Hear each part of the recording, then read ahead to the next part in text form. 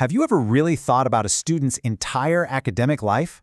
I mean the whole thing, not just one exam or one class, but the whole path, from the very first day of school to that first day on the job. Well, that's exactly what we're going to map out today.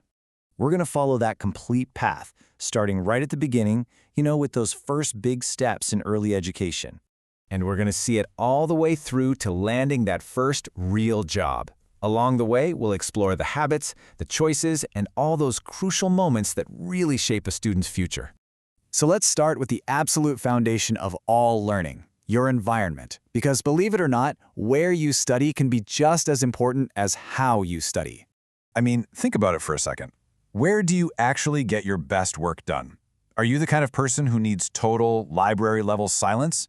Or do you thrive with a little bit of background buzz, like in a busy coffee shop? It seems like most people fall into one of two camps. On one side, you've got the solo learner. They need that quiet, controlled space to shut out distractions and just focus. But then, on the other side, you've got the social learner who actually gets energy from being in a group, even with a little bit of chaos going on. At the end of the day, the goal is just to make things easier on your brain. The right environment lets you focus on understanding the material, not fighting off distractions. So the key takeaway here? Just knowing yourself is probably the most powerful study tool you have. All right, so you've found your perfect spot. Awesome, but that's only half the battle, right? Now let's talk about building strong study habits, because the right place needs the right process. The keys to success aren't some big secret. They're actually a simple but really powerful loop. Completing your homework, that's like planting the seed of knowledge. Reviewing your notes helps it grow roots. And revising for exams, that just makes sure you're ready to use that knowledge when it really counts. Now, what's really interesting is that learning is not a one-size-fits-all thing. Some of us can just read a textbook and totally get it. Others need to go digging around, pulling info from all over the place. And for so many people, the best lessons come from just getting your hands dirty and actually doing the thing. And this is so crucial to remember. Struggling with something doesn't mean you've hit a wall. It doesn't matter if it's a tough subject or a learning disorder, that hands-on experience and just sticking with it can make all the difference. There's always a way to improve. Okay, so we've covered the small-scale stuff, your space, your habits. Now, let's zoom all the way out and look at the big picture, the entire path through school. This is the classic educational timeline, the basic structure that pretty much everyone follows. You start with the building blocks in kindergarten, and things just get a little more complex through primary and secondary school, all leading up to university.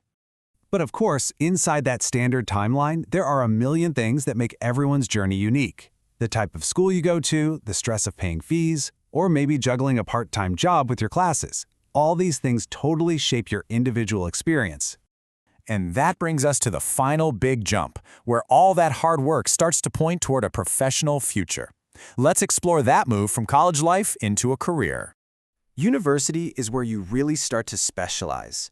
As an undergraduate, you're not just soaking up facts anymore. You're learning how to actually contribute to a field. And that's a huge shift. You're going from just consuming knowledge to actively creating it through research. And for those who want to become true masters of their field, the journey keeps going. Postgraduate students, they're the ones pushing the boundaries, usually ending with a big dissertation or thesis that adds a whole new piece to the puzzle of human knowledge. But let's be honest, academic knowledge by itself isn't always enough to land that job. The absolutely crucial next step is building a bridge from theory to practice. And that is exactly what internships and work placements are all about. And this part is a real game changer because it takes all those skills you learned in the classroom and turns them into career currency. For a lot of students, it's that first aha moment where they see exactly how what they've learned applies in a real professional setting. So when you step back and look at the whole journey, you can see how every single piece connects. Those study habits you built in your bedroom lay the foundation for the complex research you do at university. Every step is designed to get you ready for what's next. Every student's journey is made up of thousands of individual choices and steps. And while the path might look similar for everyone on the outside, your experience on it is entirely your own. The map is laid out, so the only question left is, what's your next move going to be?